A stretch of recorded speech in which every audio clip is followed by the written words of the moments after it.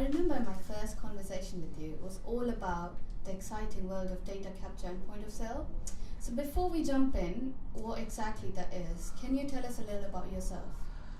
So I started working for a small little boutique distributor called Paradigm Distribution about 14 years ago. I joined there as an internal salesperson.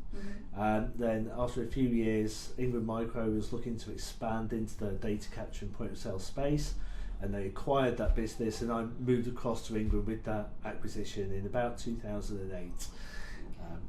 And from then I've really done every job in the organisation. So I started off internal sales, I've done business development, key account management, sales management, and today I'm fortunate enough to be the general manager of the business that we see today.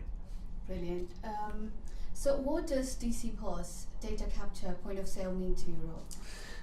A lot, but really I take that in two sections. So from the outside world perspective, it's about delivering best of breed solutions that enable our partners to deliver solutions which increase efficiency, drive productivity and increase profitability for their end users across a range of verticals, from retail, warehousing, manufacturing, transport and logistics, and really it's a business that impacts everything that you see in the modern world today.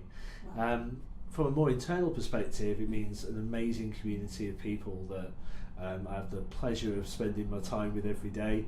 We're very fortunate that we've kept a lot of people from the acquisitions we made across EMEA in the business, and we have a real strong network of experienced people who really understand and know the market, who are able to help our customers. So we're really able to be those proper, genuine, trusted advisors and help our customers to deliver the best solutions for their end users. Great. From a customer perspective, what sort of support they can expect from your team? Well, every day, we sit down with our customers and we help them put solutions together. We don't expect all of our customers to be an expert on everything that we do, and we can't do. That's our job. So be it just advice on what product's best for this, or how do I need to put this together, where can I get a piece of software that will make my solution work better. Our team are there to provide all of that support and more, to really enable them to fill out their solutions and make them really valuable to their end users. Amazing. So other than just a distributor that we are, so how do we support our customers? How DC POS supports our customers? I think that value-added distribution is a really overused phrase, and I think it's quite hard to define what that really means. In the modern day, in the old days I should say, it meant having a pile of stock and giving a load of credit, and that's not enough anymore. Value-add today is about everything else that we do around it. It could be finance solutions, it could be software, it could be anything that we can do to really help our customers go to market, find new customers and win more business. If we look at things like Finance or through our marketing as a service offerings, we're really there to help our customers generate business and not just to fulfill it for them. Amazing. So I know you spoke a bit about your role, but how has it changed in the last 10 years?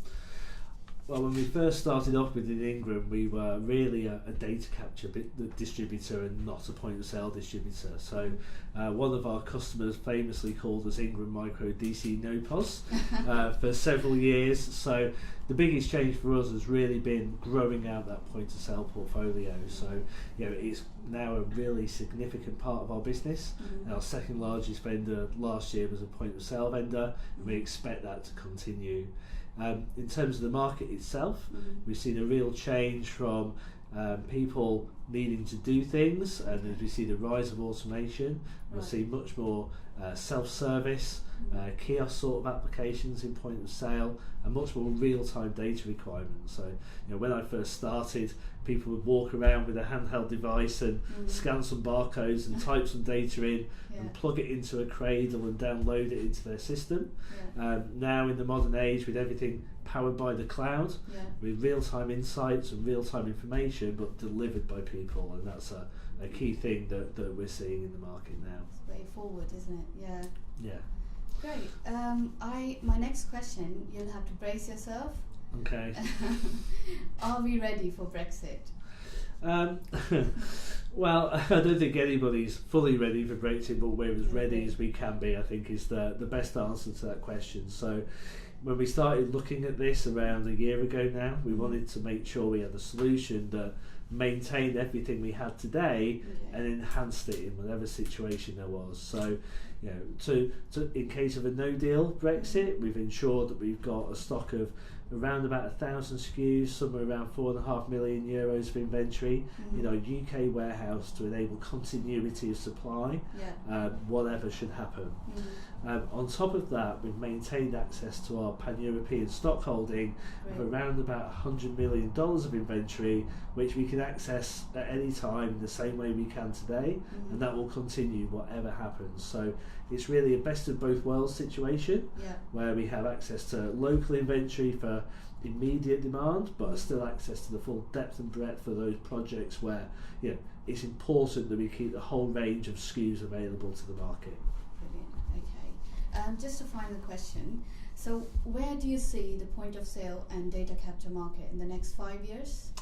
From a point of sale perspective, it's really all going to be around self-service, kiosk and automation. I think I was talking to a customer the other day who'd deployed or worked with an end user who deployed a kiosk solution where they'd seen a 4-month return on investment and a 30% increase in their customers' basket size just by automating a lot of those processes. The reason behind that was, you know, a kiosk doesn't get tired, and it upsells as well at 5 p.m. in the afternoon as it does at 9 a.m. in the morning. So, you know, it's almost like the Terminator of salespeople out there. It never ever stops. It really drives an awful lot of efficiency for their business and removes a lot of inaccuracy as well. So, and that was a key thing for them, and that's a big focus for us for the next few years, certainly. And from a data capture perspective, it's about, you know, how we can look at big data, machine learning and the cloud to help drive insights that affect what people do on a day-to-day basis or a moment-to-moment basis. You know, from a simple example of a courier driver replanning their route due to the traffic conditions to make sure they get everything done in a day. You know, these things just weren't possible a couple of years ago, but really are now. On top of that, the Android revolution.